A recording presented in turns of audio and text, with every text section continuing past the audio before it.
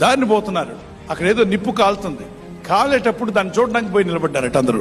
కాలిపోతున్న కారును చూస్తున్నారు.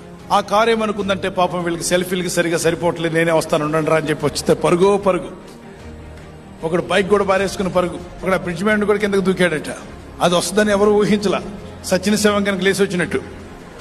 అక్కడ ఎందుకు విచిత్రాలు చూడడానికి వెళ్తావు? ప్రార్థన చేయి, సహాయం చేయి, ఏదో పోలీసుని పిలువు, ఫైర్ ఇంజిన్ పిలువు. ఇక్కడ చూడండి, ఈ సిస్టర్ కొడుకుని తీసుకొని వెళ్తుంది.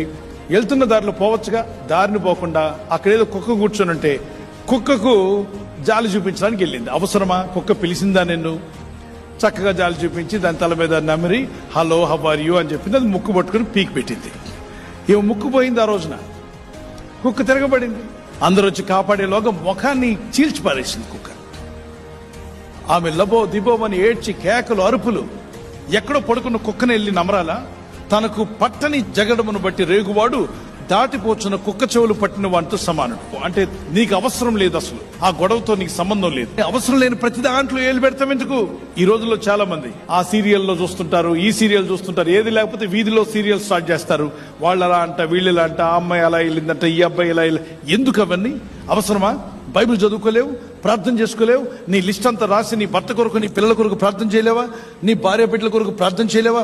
ఇరుగు పొరుగు వాళ్ళ గురించి ఎందుకు మాట్లాడుతుంటావు? అవసరమా? మేలైతే మాట్లాడు, సహాయం అయితే పర్వాలేదు, కానీ వేస్ట్ మాటలన్నీ మాట్లాడుతూ సమయాన్ని వృధా చేస్తున్నావా? పొరుగు వారి విషయంలో వేలు పెట్టడానికి ప్రయత్నం చేయకు. ఫోకస్ గా ఉండమంటున్నాడు దేవుడు. ప్రార్థించి దేవుని మీద ఆధారపడడానికి ప్రయత్నం చేయండి.